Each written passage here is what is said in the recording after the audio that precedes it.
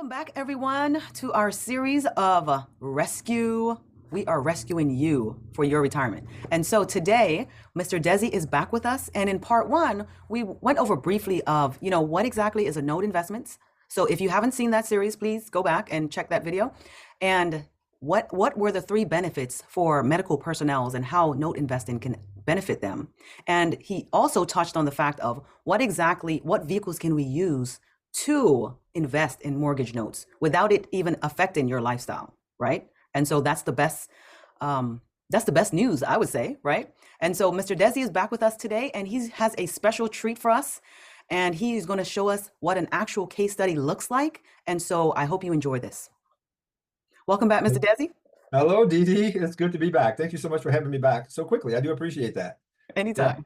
Yeah. And I want to tell you, I really enjoy showing people case studies because I've noticed that when you show people stuff, when you tell people things, they kind of get it. But when you tell them and show them, it's like a light bulb goes on. They go, oh, I see. So I'm hoping that today your listeners will have some serious light bulb moments. Okay. So may I share my screen? Yes, sir. You have power. Okay, perfect. Thank you very much. So I will share my screen right here. All right. So what I'm going to be talking about today is I like to call it the best kept secret in real estate. And what's interesting about the best kept secret in real estate is you don't buy real estate.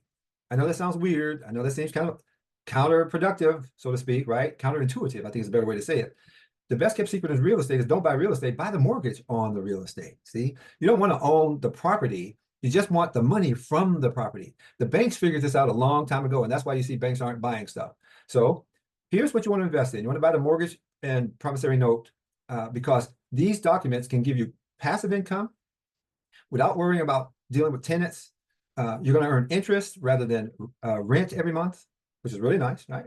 You don't have to you don't have to do anything with repairs. You don't have to be a weekend warrior going over there to take care of your properties, which I did that for more than 30 years. And you can get passive income from the real estate every single month, Dee Dee, without dealing with anything. Because for the most part, people pay their mortgage. I mean, you pay your mortgage every month, right? I pay my mortgage every month, and I'm sure that most people do. And so this is really a great source of passive income for people. I also want you guys to know this, just briefly. This is not anything new. This has been going on since 1938. Fannie Mae was given a charter by Congress to create a marketplace where mortgages could be bought and sold, kind of like the marketplace where stocks are bought and sold.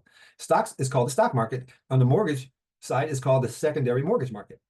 But it's the same thing. Mortgages are bought and sold there, and that's what we're talking about here. As a matter of fact, if you've ever received a letter like this, for those of you that are homeowners, maybe you received a letter like this from your mortgage company that says your loan has been transferred to a new lender starting next month. Pay those guys. Don't send your money to us, right? If you've ever had a mortgage, you probably have received this letter at least once. This means that your loan was sold. They call it transferred, but it was sold. And I could have bought your mortgage. You could have bought my mortgage. Any of us could have bought anybody's mortgage. And I didn't know that was a thing until 2013. I didn't even know that was a possibility, even though I had owned a mortgage company and a Century 21 franchise. I didn't know this was a thing, but it is. So let me show you the case study here, because this will really help you and your listeners understand more clearly why I got so excited the first time I ever saw this, okay? So this is a little house that's in Missouri. The property value of this house at the time that I bought the note, and by the way, I own the mortgage on this property right now, okay? And these people have been paying me for years, every month.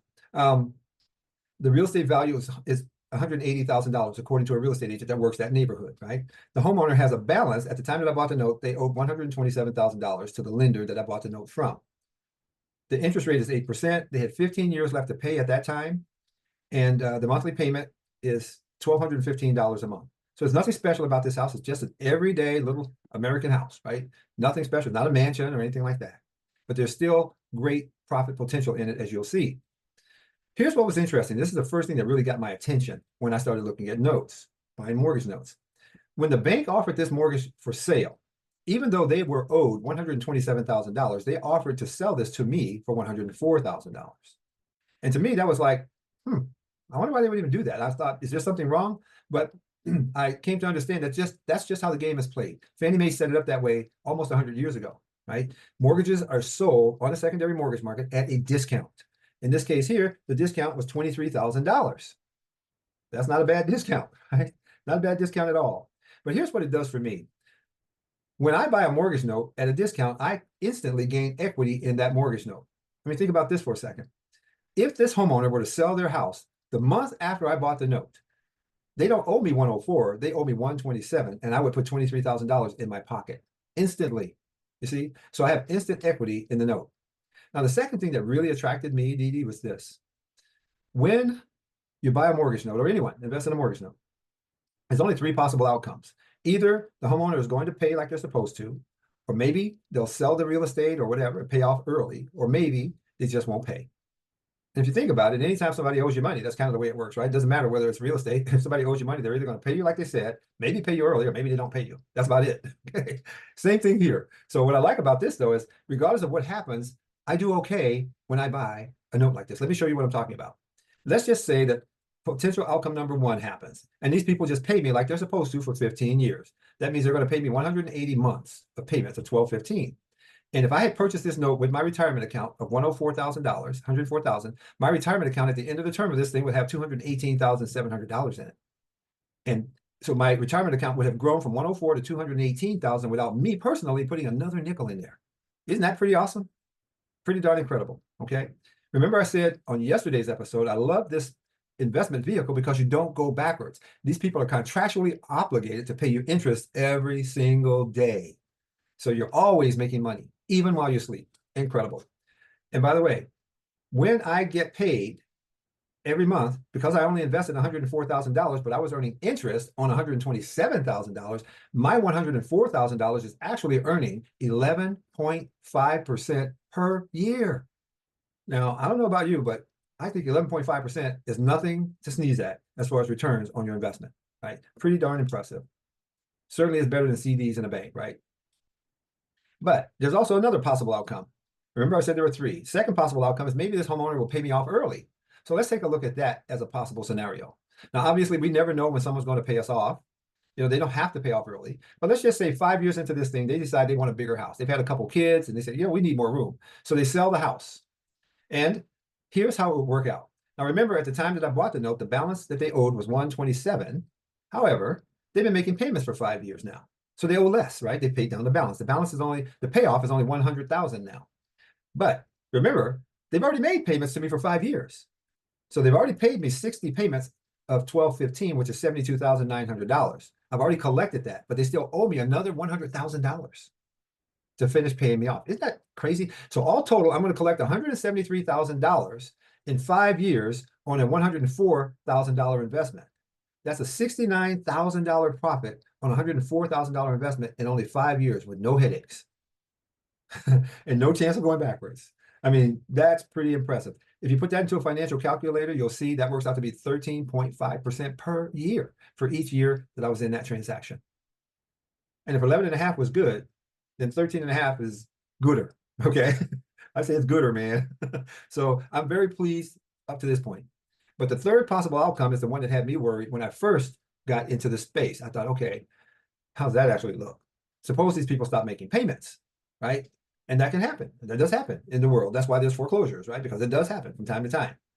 So let's just say, since we don't know when people will stop making their payments, let's just say 5 years in, they don't sell the house. 5 years in, they stop making payments for whatever reason. Maybe they got a divorce. Maybe someone passed away. Who knows, right? But they stop making payments. So when you stop making payments on your mortgage, that's called a default. So I'm saying these people defaulted after 5 years. When you default on a mortgage in this country, the lender, which is me, has the right to take legal action. The legal action is to repossess the property. And the process for repossessing the property is called foreclosure. We've all heard of it. So let's just say that I take the property back. I go through the foreclosure process, okay, which takes about a year.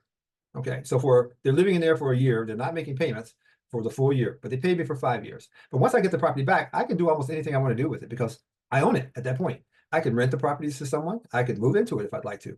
I could give it to my kids. I could donate it to charity. I could Airbnb it. But what I like to do is I like to sell these properties when I get them back. And by the way, I don't get back that many, but when I do get them back, I put them up for sale.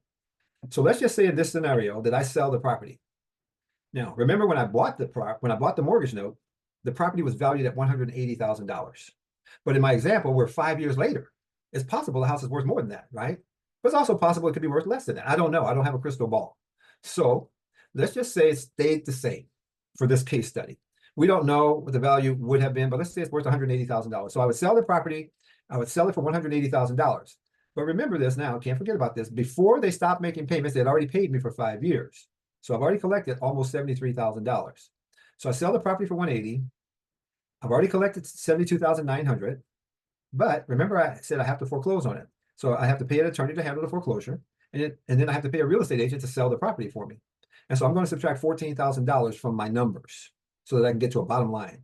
So if you add in the $180,000 from the sale price, plus the $72,900 minus the $14,000 that I paid for professional services, I walk away at the end of the day with $238,900 on this transaction. I only invested $104,000. And now I have almost $240,000. And if I'd done this inside my retirement account, it would all be in my retirement account. I mean, that is insane. A $134,900 profit after all the dust settles, profit.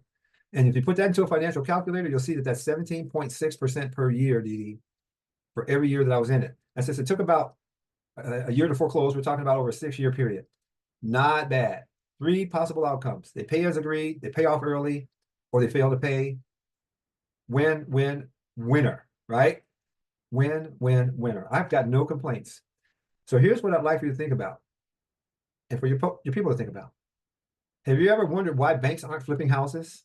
Why banks aren't out there buying vacant land and building stuff on it? Or why banks aren't landlords? This is the reason. If you can make these kinds of returns just pushing paper around, why bother flipping houses? Why mess with it? Why swing a hammer? Right? Why unstop a toilet?